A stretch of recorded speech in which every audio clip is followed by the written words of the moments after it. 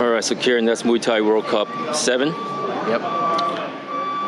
What did you think of this one compared to the previous ones? Because this is the first one that included 4-ounce gloves and road to 1. I knew there was going to be lots of surprises. I knew there was going to be lots of knockouts. And I knew the crowd would be thrilled to see something different. And being honest with you, I looked at over the last several months, because we announced it, of course, in October. And I flew over to Thailand to make the official announcement with Mcclatchie. And I knew when it got announced that people were going to take it seriously. And I'm so proud and happy that people in Canada, if you look at the 24 athletes, okay, it was 23 in the end because unfortunately Izzy pulled out with a broken hand. You look at them, they invested in themselves. I know 2 of the people on the card that quit their jobs to go into this tournament. I know 13 of the athletes in the card invested and flew to Thailand in themselves and lived and breathed and did everything else for 2 months, 3 months in Thailand for this tournament. Do you know, like, how happy that makes me? Do you know, like, I said 5 years ago, and I really sound a bit egotistical now, and I don't want to sound like that in any way at all. I said 5 years ago, Canada has talent, we just don't have the platform, right? Are you telling me that you see what happened tonight? Did you see that platform? How amazing was that? That was the production. People were the lighting. The lighting was perfect. That's TV. Yep. That's TV right there. Even the gear down to the equipment is perfect. Yeah. And the crowd was loving it. Oh. They were going nuts. There were guys that were sitting in the front row right there. They weren't even sitting. They got up and just holding their beers and yelling. Crazy fights. And do you know what? I will say this: the girls got overlooked a little bit on their 125-pound division, but knockouts from the girls all first round. And being a promoter too, I was like, oh my God, this night's going to finish in a few hours because the girls are stopping, you know? Yeah. We're lined up now with the semi-finals on June 17th. I think now this crowd is... I had a big reaction. I've never had a reaction like it all across the world. I've never had a reaction like this tonight, where people messaging me saying, next event, June 17th, I want to buy tables. I want to do ringside. I want to support you. That was fucking amazing. Mm-hmm. You know how that makes me feel? Like it's amazing. Go more in detail about that.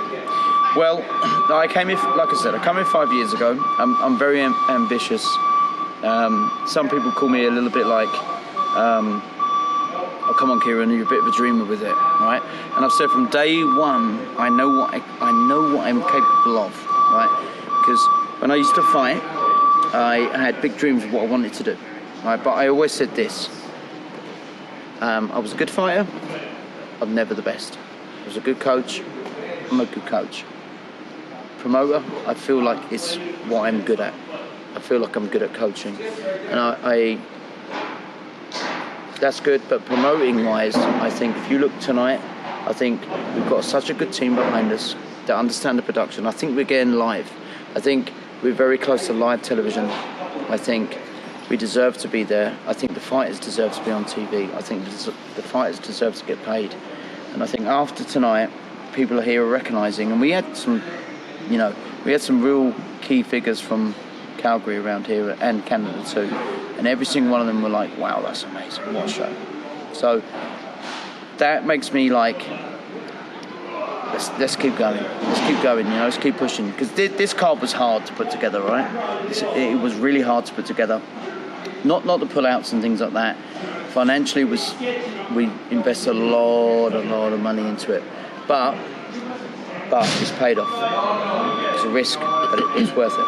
Speaking of paying off, I heard the announcers say that there was a record pay-per-view this time. We beat our pay-per-view numbers. So I didn't think we'll beat pay-per-view numbers on from COVID.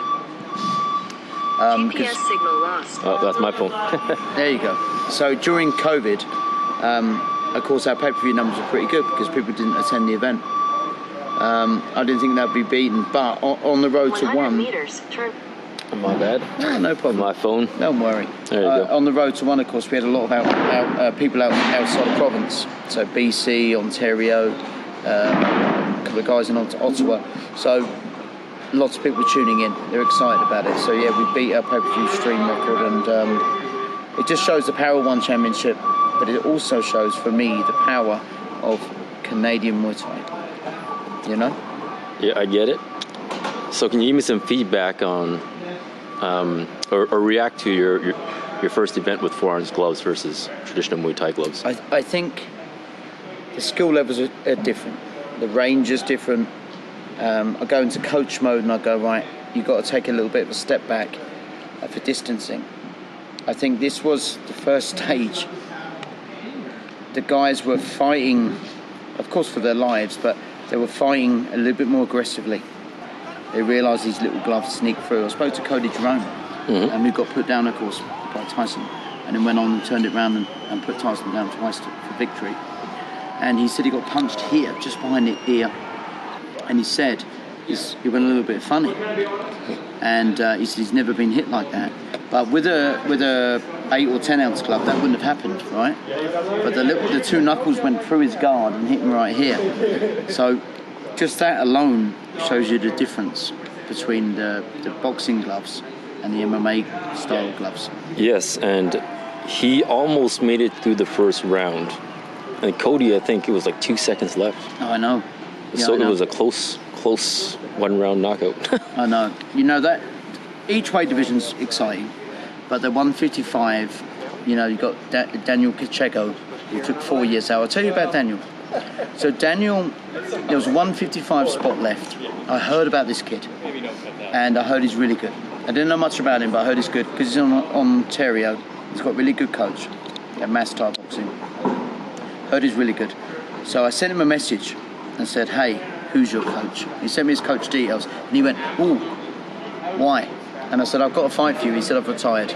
I'm going to school. I'm done. I said, well, we'll see, because I've got an offer you won't believe. So I called his coach up, Chris Q. I said, hey, Chris, Road to One Championship, 155 pounds. Daniel Kachego, what do you think? I'll call you back. Daniel Kachego sends me a direct message. Hey, I'm supposed to go to school. I've quit, right? I've quit fighting. I'm supposed to go to school. I'm going to delay school by a year. Oh. This is how much this tournament means to me. How old is he? I'm not too sure, you know. I think he's in his like late 20s. Okay, so university, college kind of thing? Yeah. He wanted to study something, right? Mm-hmm. So for me, him saying that made a statement of what this tournament means. He's one of the figures, and I was like, wow. He stopped going to uni, stopped potentially another career for this. And that's how much this tournament means to him. Hey, to be honest, for me, it's a big deal too, because I need an event that's big. Because I'm in Calgary, and the bigger the event, the better, you know what I mean? Yeah. And doing this stuff is kind of a passion for me. And I can see your vision of making this probably 10 times bigger in the next, I don't know. I'm not sure when it's going to happen, but I'm... It got delayed by COVID, like, because when I first came over, I had this idea of what I wanted to do, and we were getting there. And then COVID, of course, the worldwide, your business, no doubt, my business, which is the fitness industry, martial arts industry, all these other industries got smashed to pieces over 2 years, and we're still in recovery mode in one hand, right? But now people are starting to, hold on a second, this vision is becoming a reality.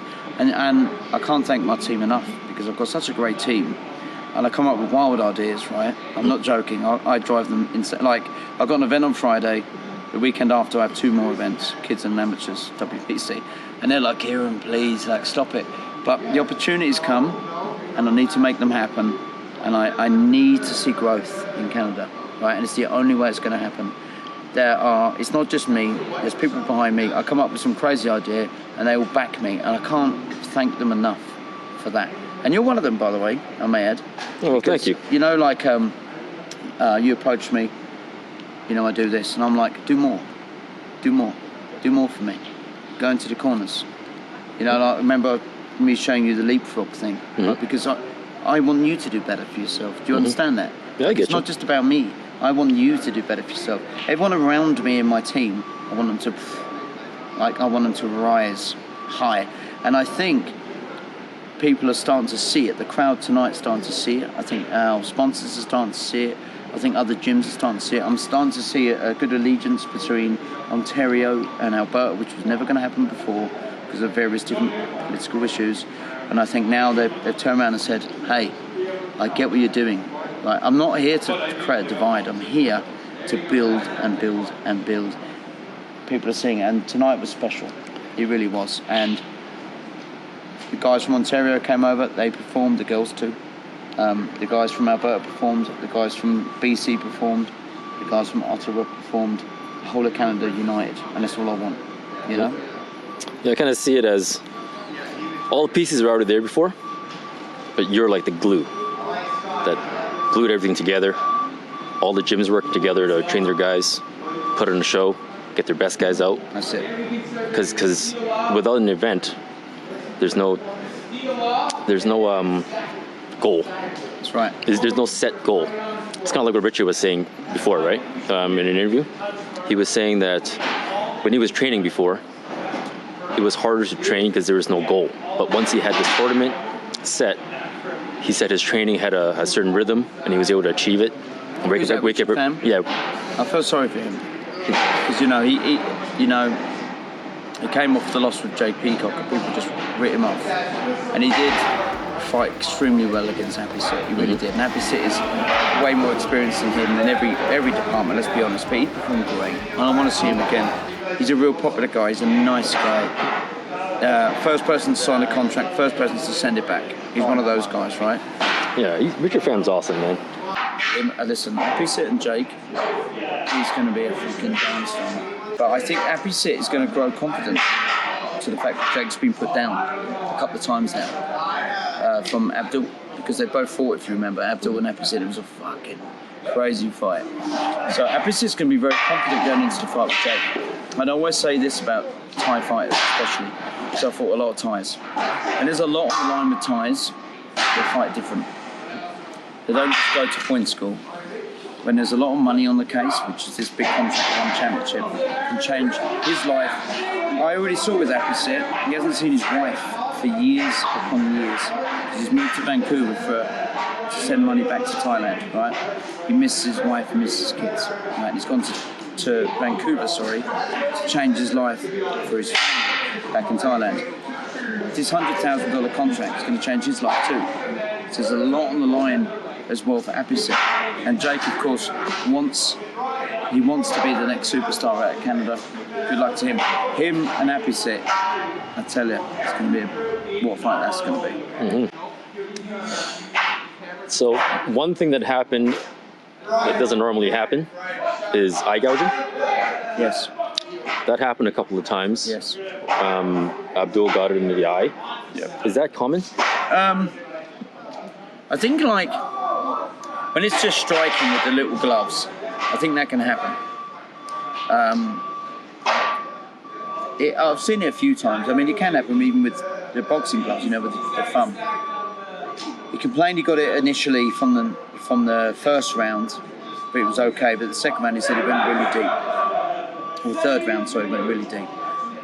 He come back, his eye was bloodshot. It was a shame because it was just warming up. I think that third round would have been a real cracker. It's a shame. And I really, really feel sorry for Sergi because Sergi's he's a warrior. I'll have him back all day long. Abdul definitely won round 1 and 2 for sure. It's just a shame how it ended. For fans, for the fighters, for everyone. People like you will literally propel it into the next level. Yeah, I'm hoping to. You will. Yeah, and the next one. How far in advance do you plan these things? Is the next one already planned? June 17th. So our semi-finals are June 17th. The good thing for a promoter is all the semi-finals are already in place. Mm-hmm. I am going to obviously put some Muay Thai fights in there with the boxing gloves too. WBC is going to come back into the fold, so there'll be some WBC titles too, Canadian belts. I'm going to push to see if we can have more Muay Thai fights with MMA gloves. Why not? Did you see tonight? I mean, you saw it tonight. It was what a havoc. difference it is. And do you know what the weirdest thing? So I'll tell you this. Before John Wayne Parr did it, I actually did a Muay Thai event in England with 4-ounce gloves. I did 2 fights. So John Wayne Parr had cage Muay Thai, And then, of course, one championship had 4-ounce gloves. I actually did a show called Explosion in England about 2 years before John Wayne Parr did it. I always tease John Wayne Parr about this. And I had 2 guys fighting Muay Thai with MMA gloves, and I thought it'd be super exciting. And it wasn't. First fight ended in the first round. The guy got knocked out, but it was a little bit sort of messy, you know? It wasn't clean. The second fight, the guy got a low kick, and it was over. So I thought, it doesn't really work. I didn't think about it. John Wayne Parr did it, become a bit famous, went around the world a little bit. That stopped. On championship now has made it famous. At the time, to try and make a Muay Thai fight with 4-ounce gloves, people wanted triple, quadruple their money. It was like, no, I'm not fighting them, you're fucking crazy. One championship makes it famous. I'm getting everyone under the sun, including amateurs, by the way, that want to fight with Muay Thai with 6-ounce gloves. So the world is changing.